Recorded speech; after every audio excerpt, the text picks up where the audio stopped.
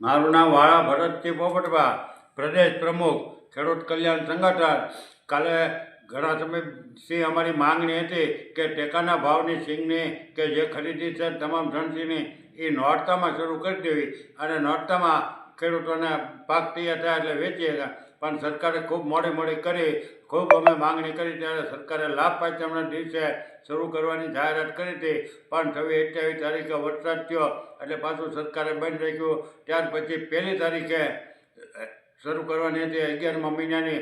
એ પણ રાતોરાત સરકારે રવિવાર હતો છતાં સચિવાલય ખોલી અને પરિપત્ર જાહેર કર્યો 1 તારીખે નહીં કરીએ. અને ત્યાર પછી જાહેરાત કરી એ કાલે 9 તારીખે કરવાની છે એવી જાહેરાત કરી. હવે સરકારને ખબર જ છે કે અને આખી દુનિયા જાણે કે 9 તારીખે રવિવાર છે એટલે રવિવારે કાંઈ યારો કે કોઈ જગ્યાએ ખુલ્લી ન હોય, અધિકારીઓ કામ કરે નહીં એટલે કાલે થવાની નથી એવી અમને પૂરી શંકા છે. પણ 10 તારીખ પછીથી ઘણા સેન્ટરોની અંદર ઘણા દિવસો સુધી નહીં થાય, ઘણા મહિના સુધી નહીં થાય. ઘણા સેન્ટરમાં તો આખું વર્ષ ઘણા તાલુકામાં ટેકાના ભાવની સિંગની ખરીદી જ નહીં થાય. ગઈ સાલ જ આખું વર્ષ ભાવનગર મહારાજા કૃષ્ણકુમારસિંહજી એવડો મોટો 3 તાલુકાનો ઘોઘા, ભાવનગર અને સિહોર 3 તાલુકાના ખેડૂતોને સિંગ ત્યાં વેચવાની હોય એને બદલે આખું વર્ષ એને યાર્ડવાળાએ કે કોઈ ક્યાંય જમીન ન પડે એટલે ભાવનગર બંધ રહ્યો.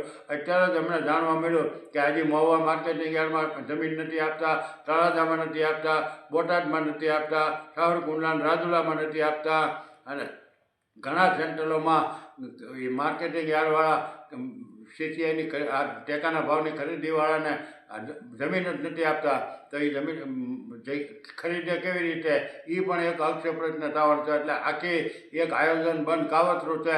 અને જીતુભાઈ કૃષિ મંત્રી વાઘાણીએ જાહેરાત કરી કે ભાઈ કેન્દ્ર સરકારના ધારાધોરણ પ્રમાણે સિંગની ખરીદી થાય. જો કેન્દ્ર સરકારના ધારાધોરણ પ્રમાણે સિંગની ખરીદી ગુજરાતમાં થાય તો ગુજરાતની સિંગ તો મોટા ભાગના ખેડૂતોને પલ્લી ગયેલી છે અને તબાહ થઈ ગયેલી છે.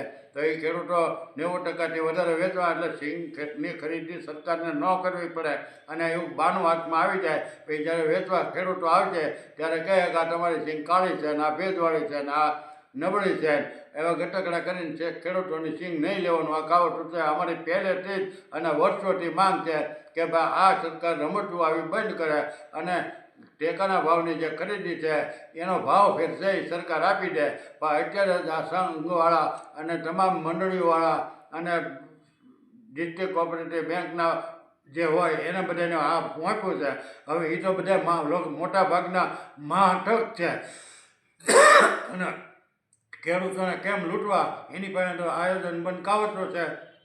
જ્યારથી સહકારી ક્ષેત્ર થયું ત્યારથી માર્કેટિંગ યાર્ડને ડિસ્ટ્રિક્ટ કોઓપરેટિવ બેંકને સંઘવાળા બધા ખેડૂતોને લૂંટવામાં અને ખેડૂતોના ખીચા કાતરવામાં નંબર 1 છે. એટલે તો અમે એને મામા કાંસ અને લૂંટેરી દુલ્હન જેવા કહીએ છીએ. પણ આ ટેકાના ભાવની સિંગની ખરીદી છે એ ક્યાંક ને ક્યાંક મોટા પાયે ગડબડ ગોટાળા થાય પછી આ વેપારીઓની મંડળીવાળાની સંઘવાળાની લાખો મણ સિંગ છે એ ટેકાના ભાવમાં બારોબાર વહી જાય અને પછી ગોડાઉન જગશે ને કાં ઢેફા નીકળશે ને આ બધું ભ્રષ્ટાચાર મોટો થવાનો છે.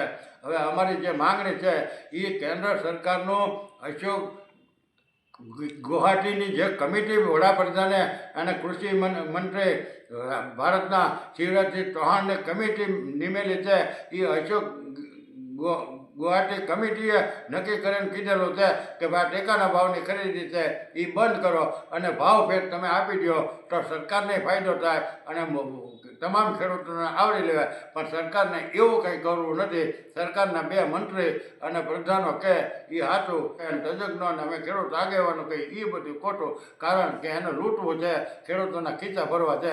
એટલે આ ટેકાના ભાવની સિંગમાં મોટા પાયે ગોટાળા થવાના છે. એટલે અમે સરકારને કહીએ છીએ કે તમે વહેલી તકે આમાં સુધારો લાવવાનું ટેકાના ભાવનું બંધ કરી અને ભાવ ફેર આપી દો. નહીંતર પછી તમારો 2027માં ફેર થઈ જાય. ભાજપનો ઘર ભેગું થવાનો વાર આવશે. આ વખતે અમે ક્યાંય નમતું દુખવાના નથી. આખા ગુજરાતમાં નીકળવું પડે તો અમે બધા નીકળી પડવાના નથી. એટલે સરકાર જો સમજે તો આ અમારી સમજણ છે, નકર અમારી ખુલ્લી ચેતવણી છે. જય હિન્દ, જય ભારત.